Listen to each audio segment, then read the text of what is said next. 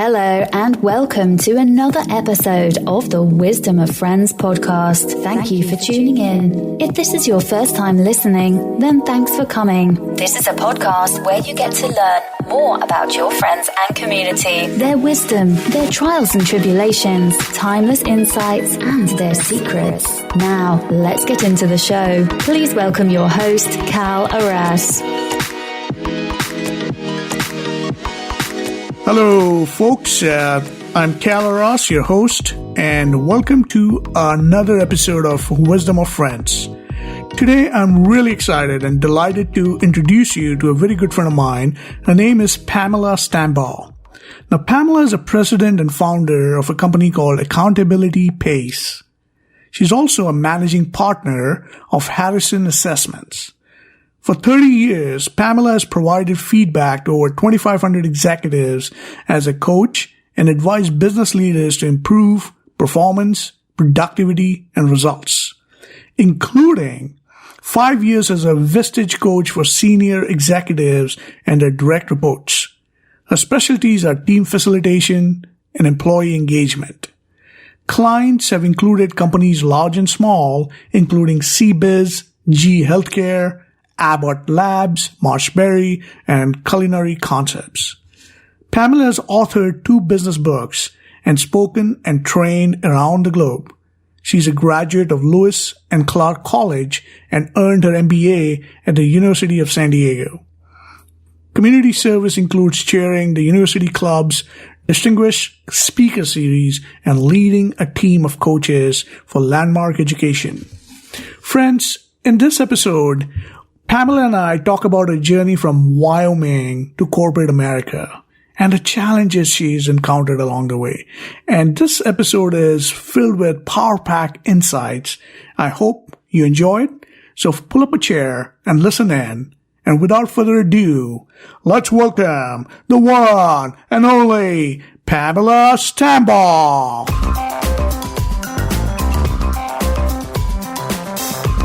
So good evening, Pamela. Welcome to the Wisdom of Friends show. I'm really excited that you took the time to be on this program.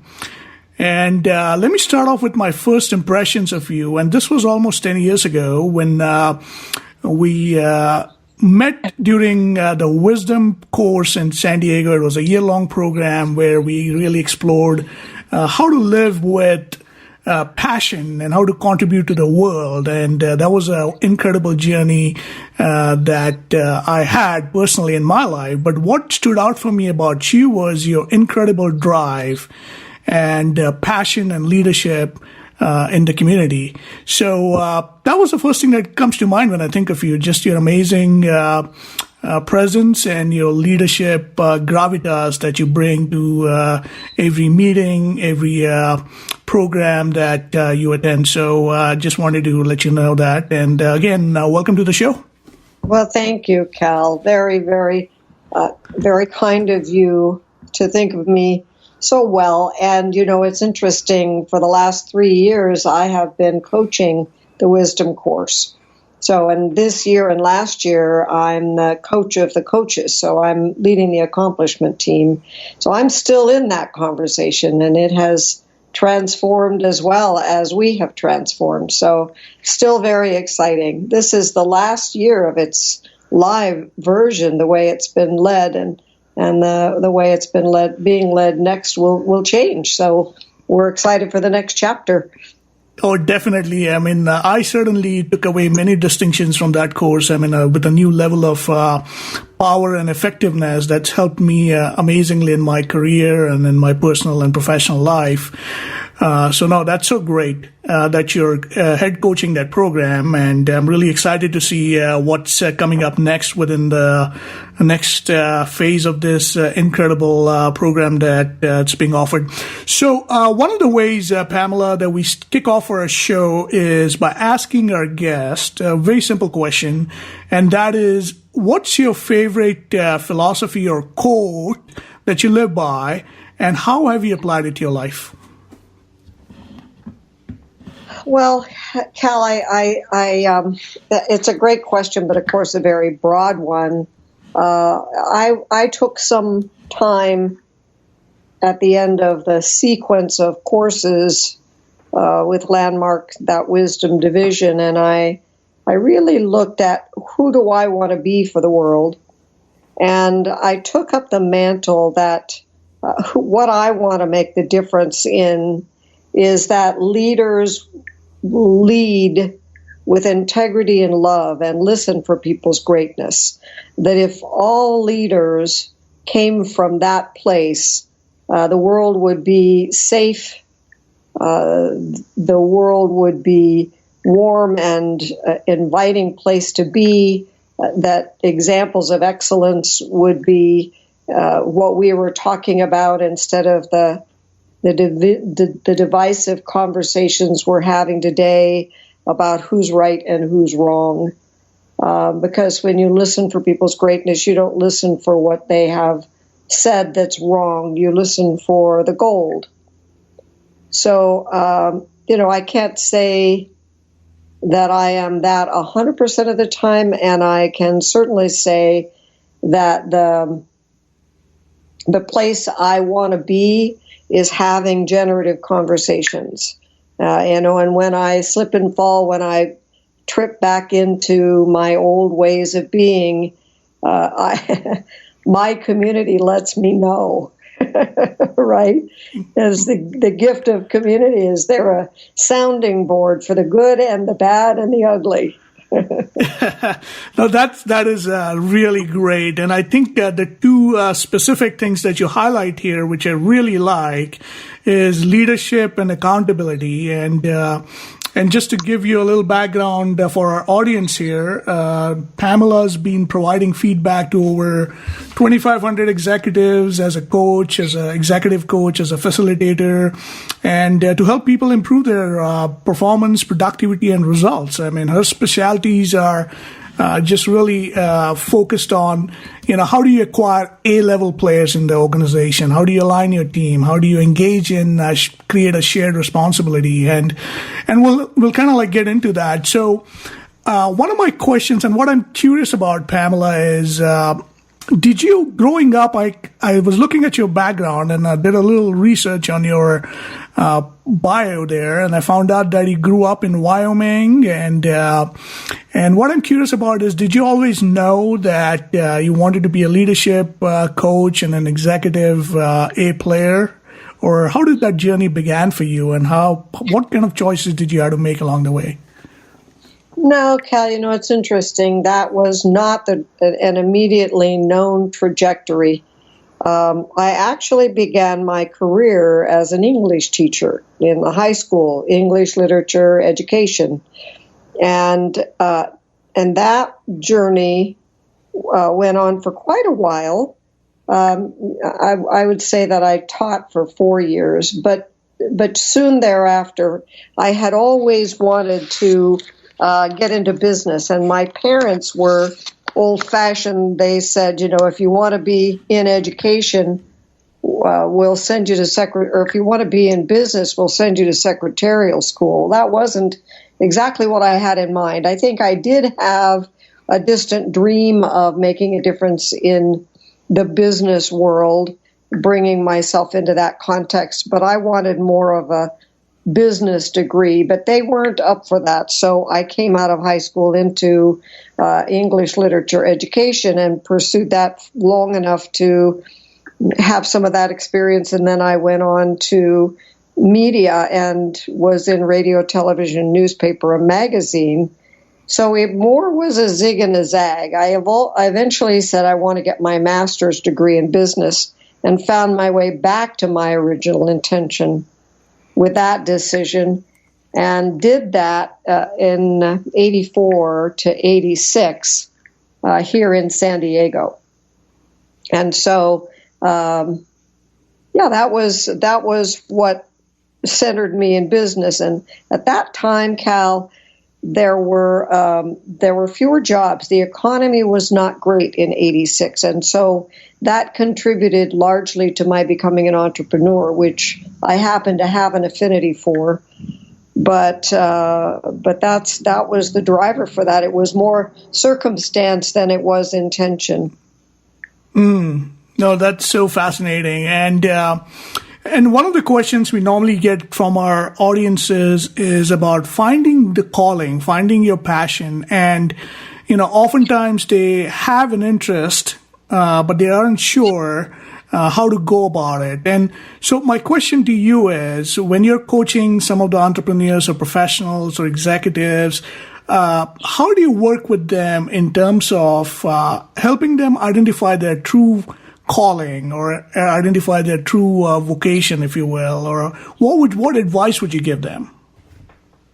Well, I don't start with advice. I start with Harrison assessment and ask them to give me feedback on themselves. I measure their behavioral preferences or tendencies, and it also tells me about their interests, which is very contextual. It's the background of whatever they might be doing.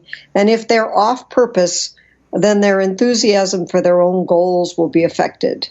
And so if I see someone who's successful, who has other indications of effectiveness and their goal enthusiasm is low, then I can begin to dive into what would you have wanted to do had you pursued your passion.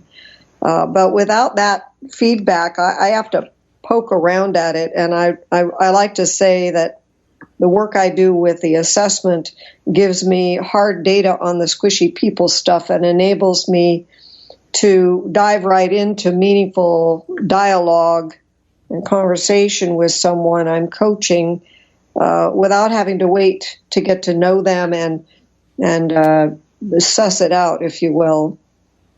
No, that's really great. So what I'm hearing you say is, you're cutting through the abstract concept of the passion and the purpose, but you're really working with their actual interests and their behavioral characteristics and leadership traits, and that gives you a good baseline to really come up with data that helps you make good choices and give them some specific actions and advice that they can kind of start implementing in their career and their life. Sounds like. Now, this is really great.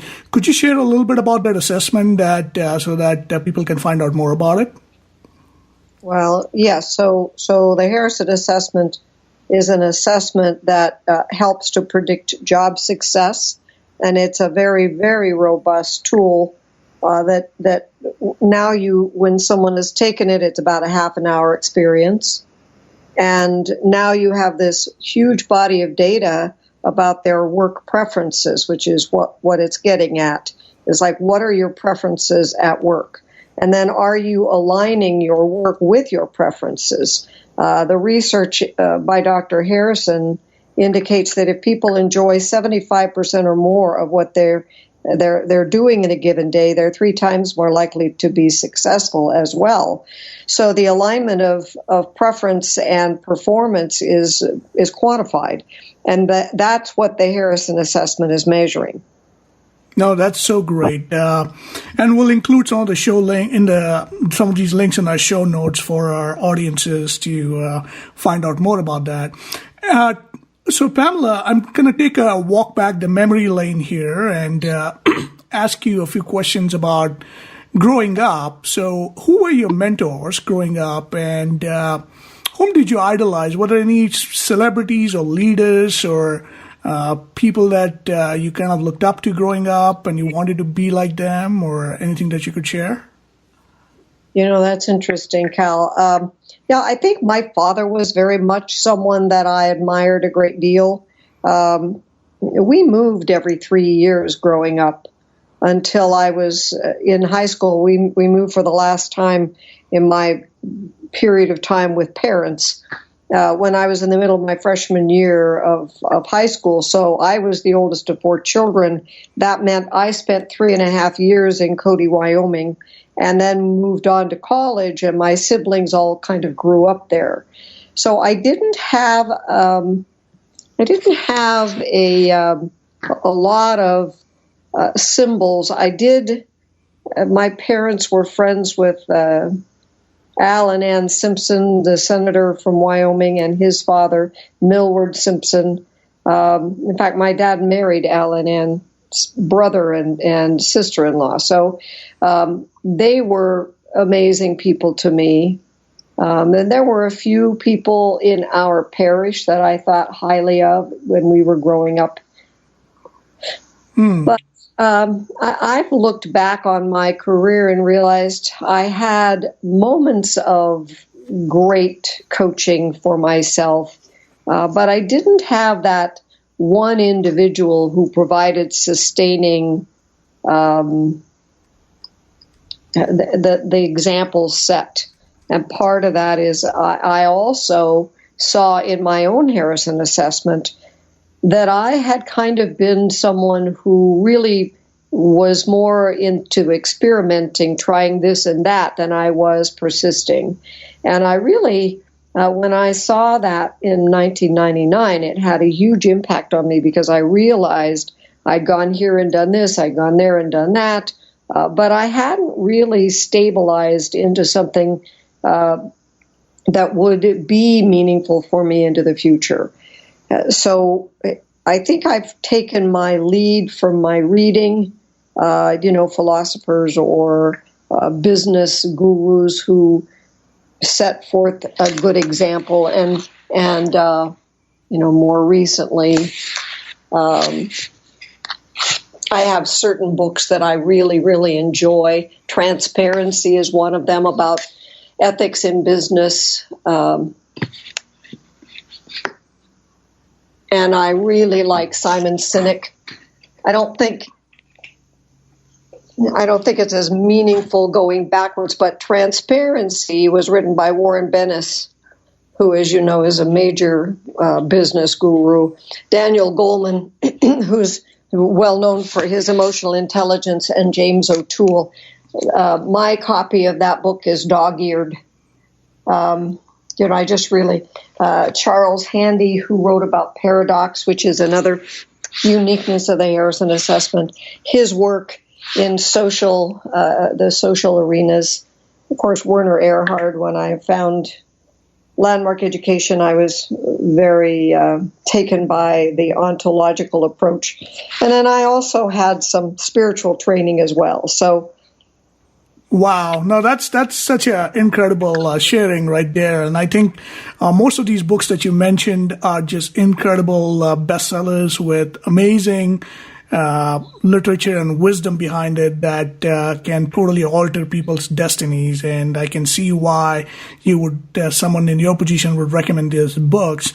Now, one of the questions I do have for you is what's been your favorite failure along the way? And what I mean by that is, oftentimes when a setback happens, and, it could be like soul crushing, it could be devastating. And in that moment, you look at it and say, wow, why did that happen? Or, whatever that could be.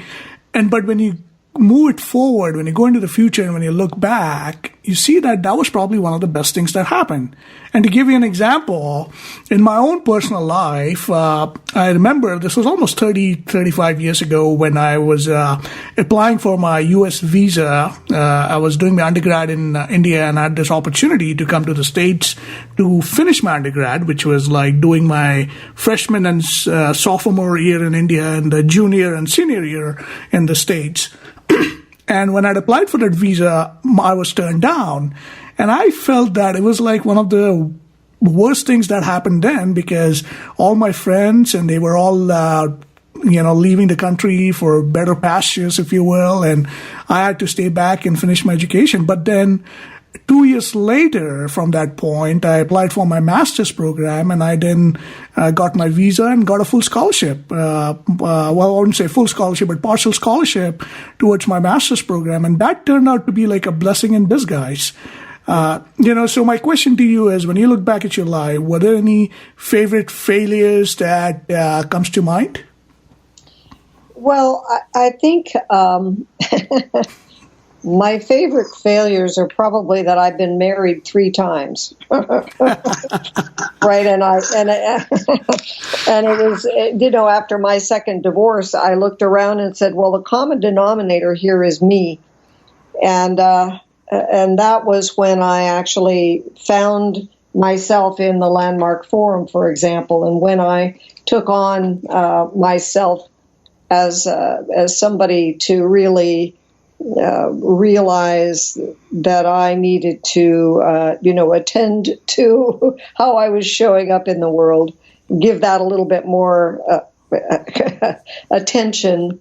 And of course, now I'm happily married to a wonderful man, Larry, and we will celebrate our 10th anniversary in October. So congratulations! That's amazing. It is good. It's very good. But I would say that the journey of relationship is really everything. How I am or how we are in, as we relate to people, that has become really more and more important to me. Carolyn Mace, M-Y-S-S is how you spell that. She was one of my spiritual teachers in my earlier spiritual journey, and she said, when you're toilet water, you'll have a toilet water relationship, and when you're cologne, you'll have a cologne relationship, and when you're perfume, you'll have a perfume relationship. And I really took that on, and what it said to me is, I need to attend to who I'm being, and if I'm being someone who is attentive to relationship and thoughtful and considerate and caring, then I'll likely draw that to myself. Right? It's a reflection, and so that was. You and I knew one another back when that relationship was either brand new or not started yet. Probably brand new. Yeah, it was brand new. Yes, I remember that. And you were so excited that when finally, you met Larry, and then it was one of the. I can speak from what I saw, and it was just an amazing. We knew, everyone in the community knew that there was a match made in heaven for you, both you and Larry, and I'm so glad and happy that you're celebrating your 10 years anniversary. That's so great. Yes, it is. Awesome. I think you really highlight this very, very important point, be it personal or professional, that relationship matter. It's like the juice of life, right? And I like that Maya Angelou quote, which says, people may forget what you say to them. People may even forget what you do for them, but they'll never forget how you make them feel. And I think taking your sharing here, I think what I'm hearing you say, or I would like to add on to that, or say this, that it's really how we make ourselves feel in terms of the way of being really reflects out into the world and the kind of people we attract into our lives. And that's so important. And I like your metaphor that you just shared about if you're a perfume, you attract a perfume. And that's wonderful. So having been through this ebb and flow of life, Pamela, my next question to you is, what's your definition of success, and how would you define greatness? Well, success is whatever you're doing makes you feel good about yourself and about others. And I'm a big make a difference person. So if I've contributed to someone else, that's success for me. And if I'm not contributing to someone, if I'm at home doing my administrative stuff, I'm not having as good a day as if I'm out there making a difference and having a conversation with someone that can make a difference. And that takes something for me because I'm an introvert. I don't really love to go out there. And in order to make a difference, I have to get over myself and get out there.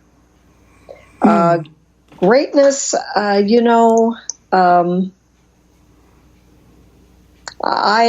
think greatness is hard to define because there are teachers like one of the accomplishment team people this year is in her 31st year of being a teacher for the young children. And she's still excited about it. You can find people who have had growth and development along the way and continue to expand themselves, or you can find people And that's greatness, right? That's like looking for the next edge, never losing the excitement of whatever it is that is the contribution. I find that people who live long and have a spark in their eye, clear into old age, are the people who have found their passion and are making a difference in some way in the world. And I think that's greatness. But it doesn't have to be huge. It doesn't have to be on TV. It can be, a school teacher who still thinks about how she shows up with those little people every day. No, that's so beautifully stated, Pamela. I think, the people who've made the biggest difference in my life have been my teachers from my high school and my primary school, and then these were some of the teachers that I still remember fondly. And then, and they are the ones who really shape our lives. And, but as you said, greatness can be, doesn't have to be this magnanimous thing that we do it on in the public eye. It could be like a small thing that having a conversation with someone and making a difference in their lives. And I totally like that. That's so great. What are some of I know you've lived in San Diego for many years, and it's one of my favorite cities in the globe. And my question to you is, what's your favorite place to travel, and what do you like about traveling so much? Well, I started my speaking French in the third grade, and I took some French all the way through college, and then when I was at the University of San Diego, I befriended a number of French students just so that I could have the excuse of continuing to practice my French. So if I'm given an opportunity to go somewhere, or if I'm looking at a map and saying, where do I want to go, it'll probably be on the southern half of the European continent. I just really enjoy France and Italy and Spain and Portugal and those places. If I'm going to get on an airplane and spend a long time, I love to go to those places. I've not been to New Zealand, and I understand it's absolutely gorgeous. But I tend to like the European, or I don't know what you would call Australia and New Zealand, but I've traveled quite a bit. I've been in a lot of the different cultures, both in Europe and in Asia. I spent a month in Malaysia. It's just too humid there for me, and the food is too different. I'm just not that inclined toward those cuisines. I'm a picky eater anyway. And then you put me in with a bunch of strange stuff that has eyeballs, and I'm just not as comfortable. So that was supposed to be funny. But so the point is, I'm really much more inclined toward places where I can understand the language, or at least pretend to understand the language, like France. That's so great. And we all have our preferences. And I was just recently, I visited south of France, and then I was also in Spain for a week, and it was just a magnificent experience, and the culture and the people and the history was just incredible.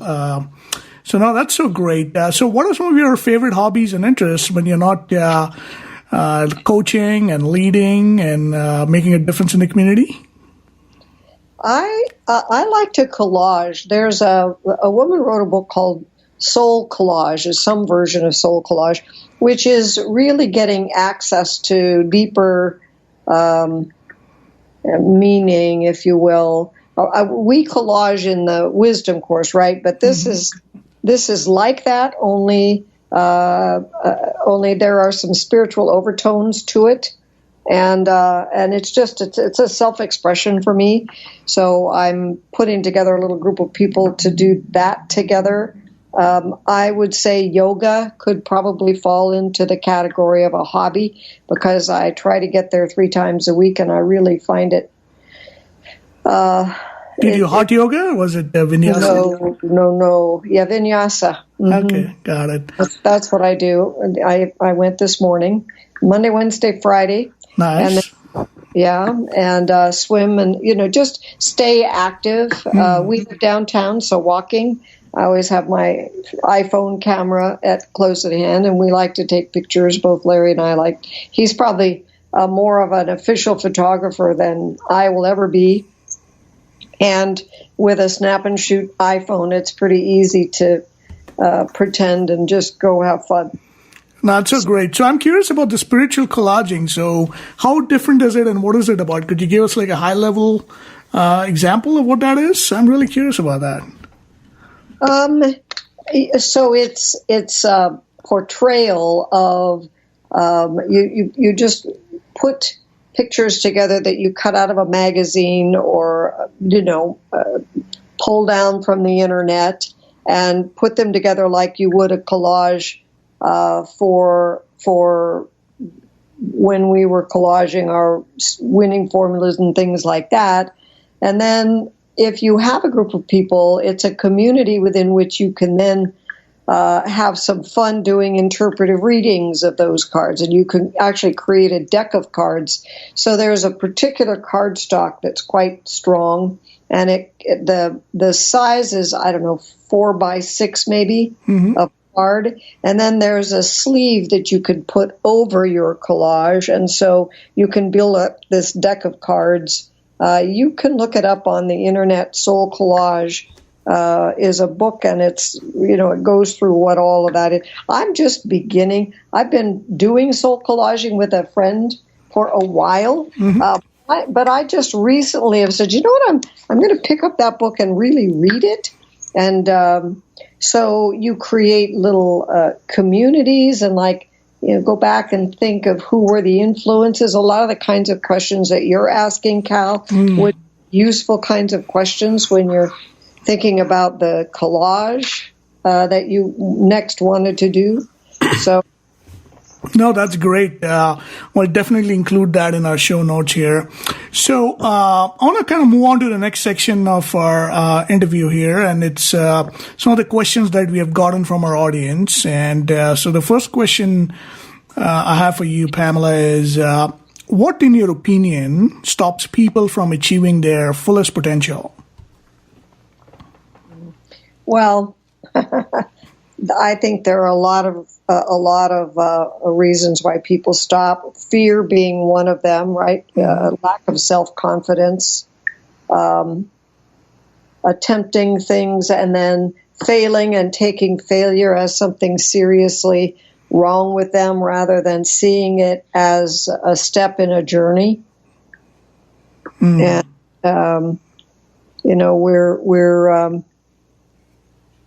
we're in an inquiry in the vacation course, the year-end vacation course of building a bridge to big, and what would it take for us to actually experience ourselves as having as much of a positive impact in the world as we possibly can have. And what will that take? Well, it obviously would take getting over whatever stops us.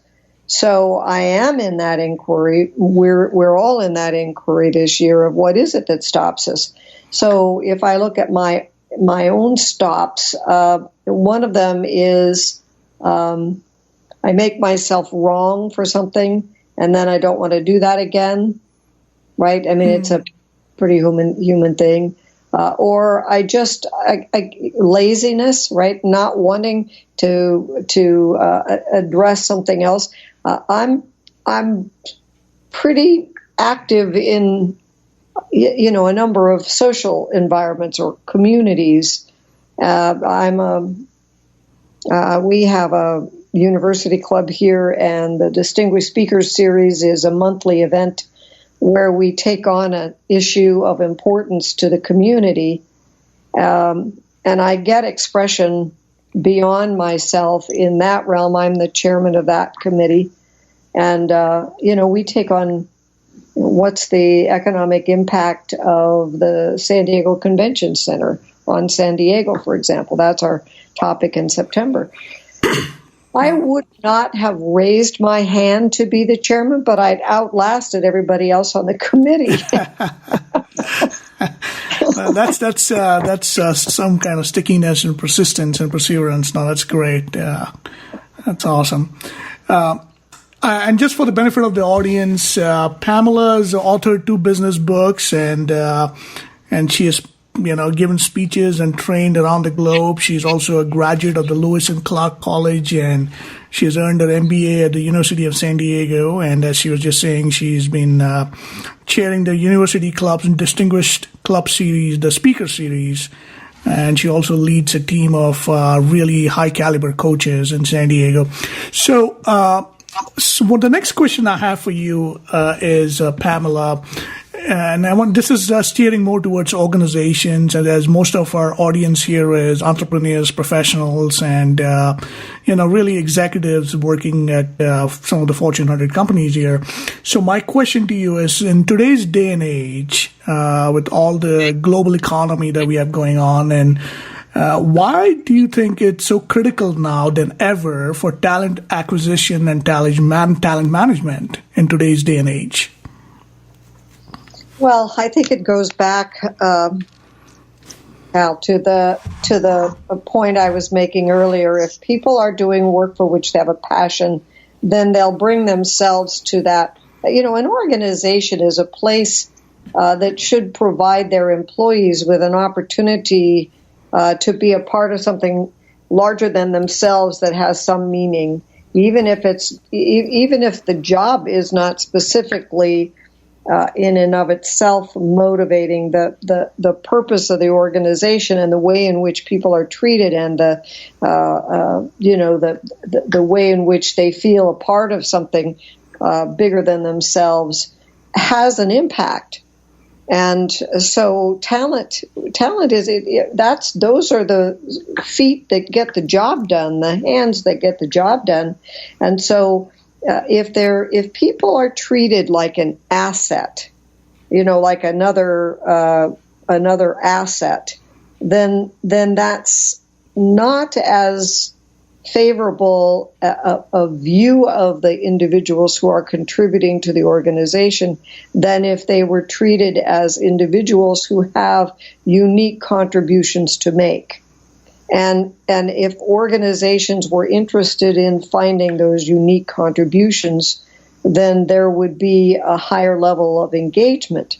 And it's a mystery to organizations why people aren't engaged. Well, they're not engaged if they don't have work for which they have a passion and a preference, and if they aren't in an environment that values and understands how to treat people. And so I think we've gotten away from some core values.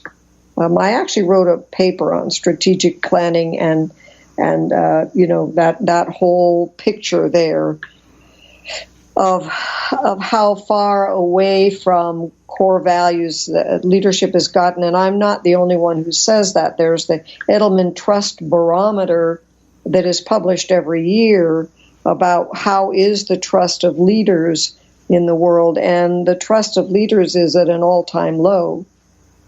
No, that's really nicely stated there. And I think there was a Gallup study that was done not too long ago where they found out that based on their research that 80% of the people working in corporate America are disengaged from their job. I mean, that's really a high number. And the most recent number I heard was more like 64%. But, it depends on if you're talking about if you include moderately engaged and completely disengaged, or right? It's a matter of degrees, but it's not a pretty picture. You're absolutely right. Yeah, no, that's and it goes back to what some of the companies in corporate America are doing now is it's that amazing bestseller that was published I think it was almost a decade ago by Jim Collins on Good to Great, and the importance of getting the right people on the bus, and having the right A players, and because A players are the ones who really help an organization steer in the right direction. So my next question to you is, how can a company A hire some of these A players, acquire A talent, if you will, and how can they keep them in the organization so that they can keep growing and contributing? And it may be a follow-up to the earlier question, and my real question, I know it's a mouthful here, but my real question behind all that is, what are some of the best hiring strategies a manager or a company can implement to hire A players? Well, first of all, what Jim Collins said was get the right people in the right seats on the bus. Right. And so that's the suitability factor that we've been talking about, which is measured by the Harrison assessment. And so if people have that, there are three variables that go into whether someone is in the right position. One of those is eligibility, which is first, and it's answering the question, can the person do the job? Do they have the skills, the education, the certifications, the experience that are required? And then next is suitability. Do they want to do that work? And then third would be the cultural behavioral fit, the fit with the supervisor, the fit with the company, the fit with the values. And so those are the things that really matter. But then you have to look also at the way in which an organization treats its people. Even if you get all of that right, and you have an organization that runs their values do not match the values of the individual, there's a misfit there. And so there's a lot to fit in a conversation for possibility when you're hiring. And it has to be a win-win. It has to work for both parties. You really don't want to stretch. And it's harder and harder, of course, because as baby boomers leave the workplace and the millennials are coming up, there's a skill gap and an experience gap. And so I actually saw a billboard on the road on my way to Los Angeles to give a presentation the other day. I saw a billboard that said, "We're hiring," and it was for a restaurant. I'd not ever seen that before. So the whole business of having a brand, an employee brand, not just a brand people recognize like Coca-Cola, but a brand as an employer has become very important. Is this an employer I want to work for? The best place to work kind of awards matter, and social media is a place where organizations put out to the world who they are, and then if an employee gets there and it's not true, whatever they said about themselves, there's a disconnect between what they experienced and what they heard going in. It's a problem. Yeah. So there's a lot more to consider today because there's so much visibility everywhere. No, I think I totally agree with what you just shared, and I think it's about having, when you're hiring team A players, and it's really about checking for competency, whether they have the skills, the credentials, and the qualifications to do the job, and then having the willingness to do the job, and then finally the third being, are they a good fit with the values of the organization?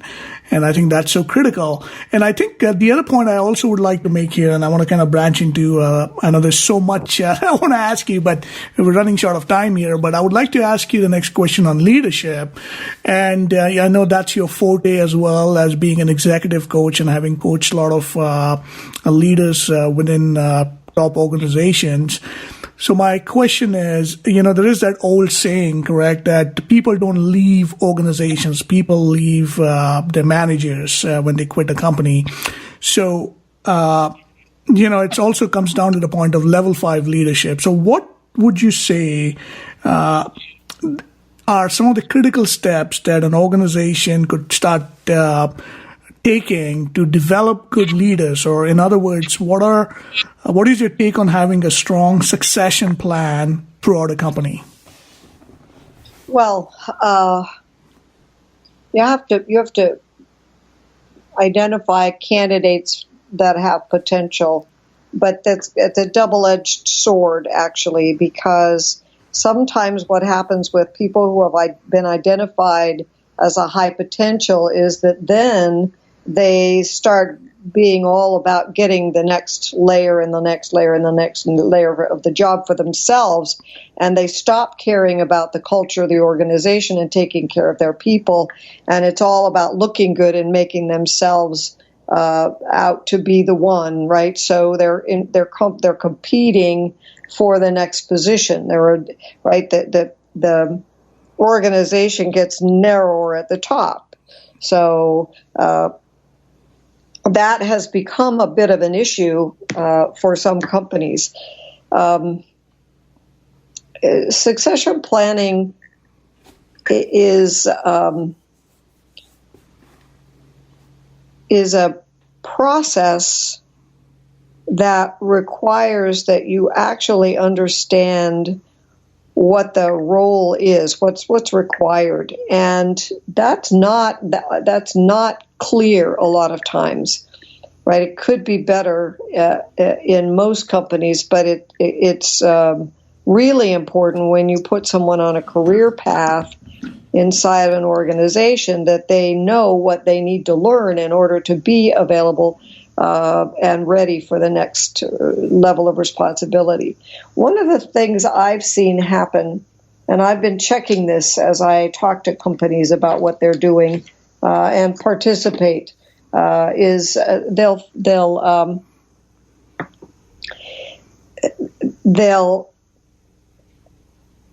have this person who may be great and is effective at the layer that they're at. Let's say they're a middle manager.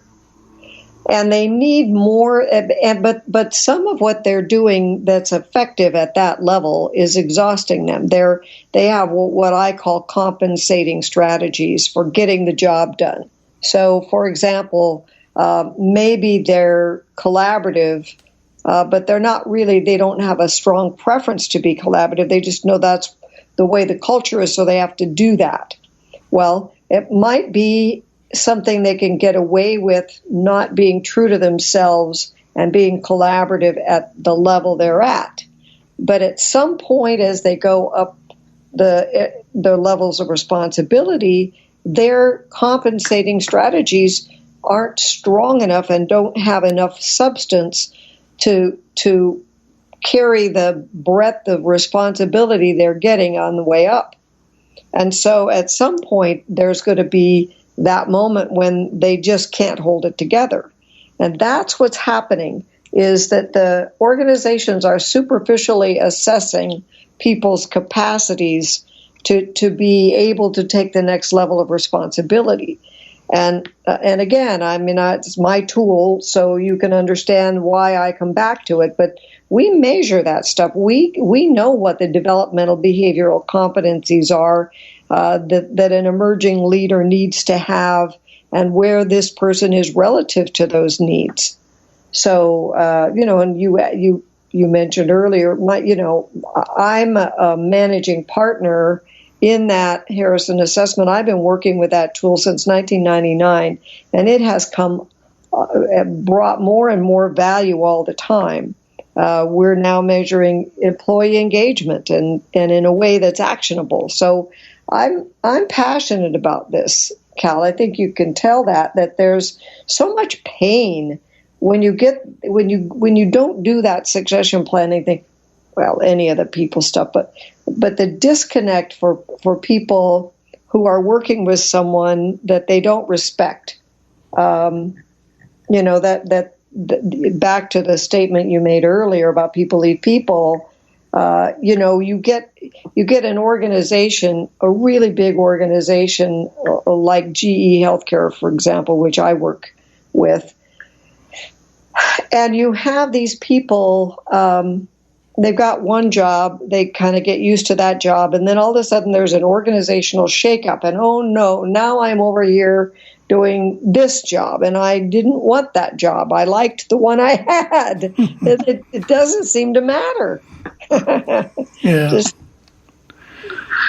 It is unfortunate because I think it's as you stated, it's so critical to really honestly assess and evaluate the capacity of the executive and the leadership, because it does have a domino and a cascading impact on downstream and on the employees' morale, and that has a direct impact on how they operate in the company and the engagement, as well as which has a domino effect on customer service and eventually on the shareholders. And I think so that's really a very good point that you make there.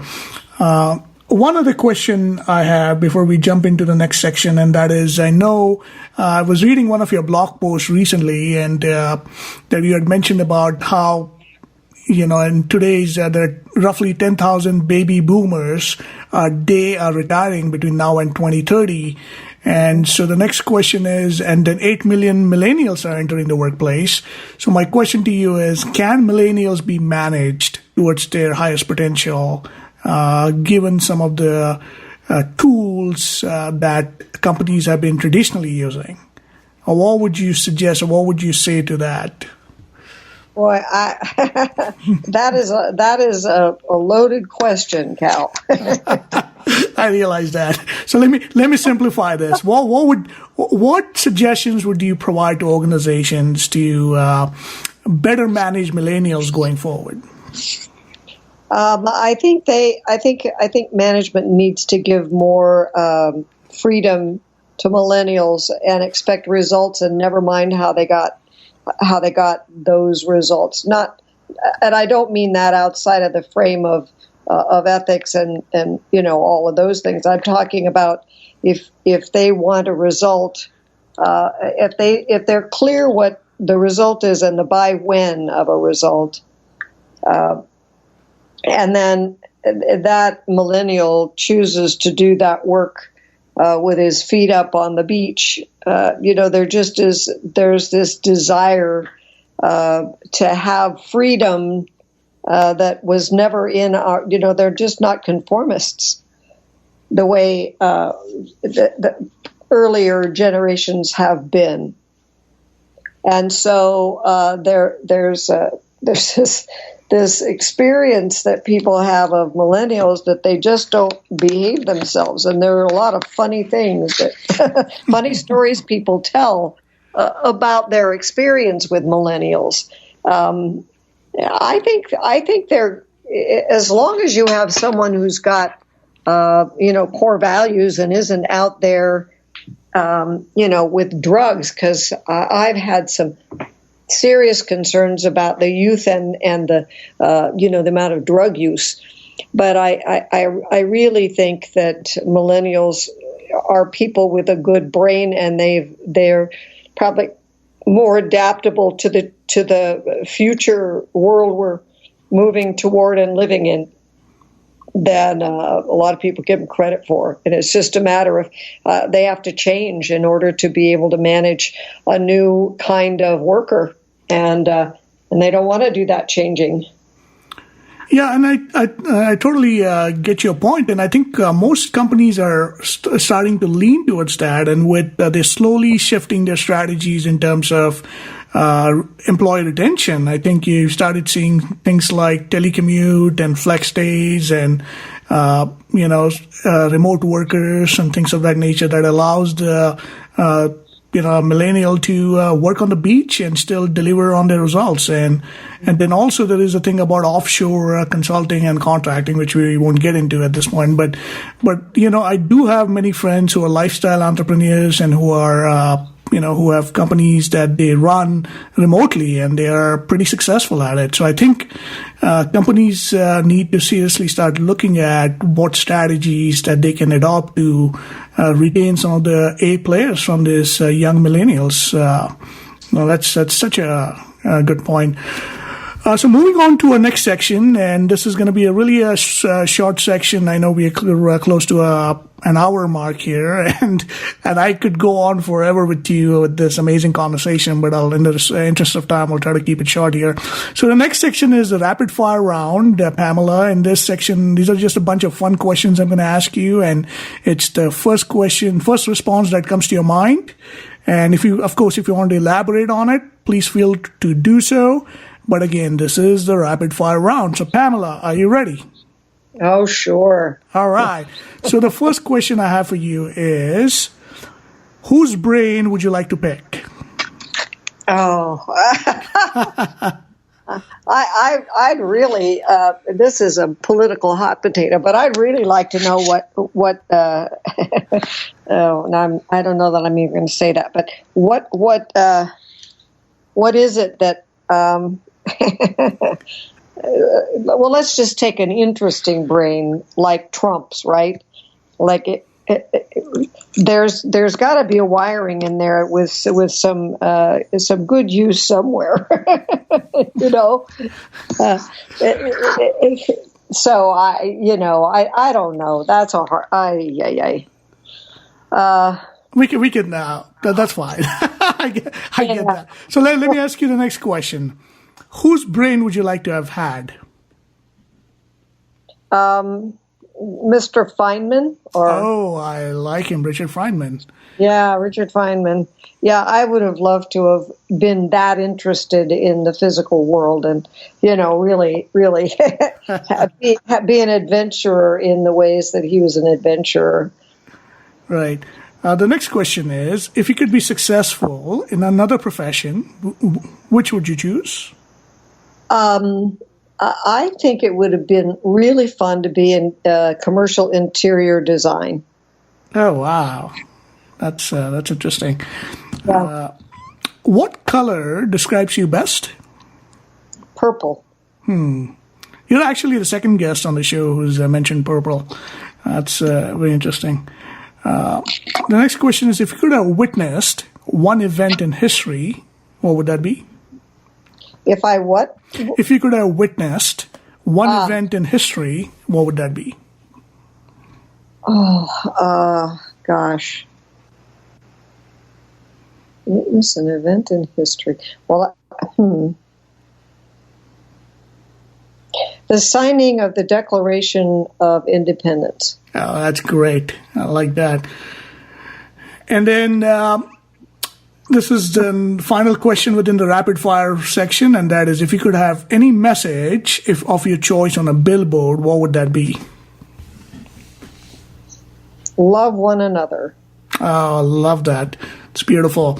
Moving on to a wrap-up round, and this is our final section. I just got 3 questions more for you, Pamela. So the first question I have for you is, what is your current personal or business project that you're working on, or what are you looking forward to in the next 6 months to a year? I have a new partner who is really a powerhouse in the realm of transformation and training. He is ramping up a training company, and we're partnering. We're just in the early stages of partnering and doing our first certification of the Harrison assessment the end of September. And, he and his wife don't live here. They live in Santa Rosa. But I'm quite excited about that because I'm a collaborator, not a solopreneur. And I've been a solopreneur for a lot of years. So I'm quite excited about that. No, that's excellent, and wishing you all the best on that project. And we'll definitely include all the links here in the show notes. And what are some best ways to get in touch with you, Pamela? Are you on any of the social media? Or I know you have the website, accountabilitypace.com. Is that the best way to get hold of you? Yeah, I'm certainly there. I'm on LinkedIn. My name spelling is sometimes confusing. STAM as in mother, BAUGH. Some people make that an N. But yeah, I'm in LinkedIn and I'm on the web, accountabilitypace.com. There's also a website for Harrison Assessment specifically and you can get to it from accountabilitypace.com. It's accountabilitypace.harrisonassessments, plural.com. So Harrison Assessments has an S on the end of it. Very, very confusing. 2 long names. I think it's I would love for that to be shorter. Now we'll include all the links in the show notes so that way people can just click on it and get to those sites. And then the next question I have for you is, what are 3 things you're grateful for in life today? Oh, well, I am incredibly grateful for my health, for my health. I am grateful for my living in San Diego. And we did start with, I grew up in Wyoming, so there's a significant difference there. And I am grateful for the transformation and the mental, emotional, spiritual pursuit and the gift that it is to have that available to me and to be able to share it. No, that's great. So, Pamela, I would like to acknowledge you for a couple of things. One is that what an incredible role model you are for the community, because, just the way you've led your life, and then, having had the inner strength to really pursue your passion after having been a teacher and studied English literature and going on to do your MBA at University of San Diego, and then really creating a real blueprint within the executive board of corporate America, and leading with passion and purpose, and helping shape the leadership of our community and the society. So that's so inspiring. And the second thing also is that your generosity of coaching people and giving back to the community. And I know that one of the things that I noticed on your profile is you kind of take on coaching and mentoring one of the MBA students as part of your giving back to your San Diego alum. So that's really great. So thank you for just an amazing contribution that you are to the society, Pamela. Well, Cal, thank you, and thank you for including me here, and for good for you for having the wisdom of friends.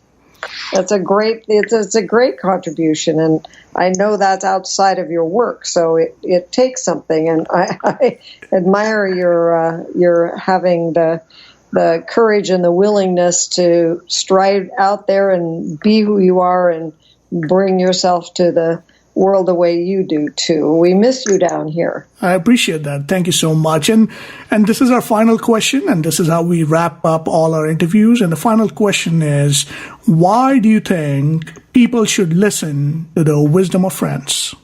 To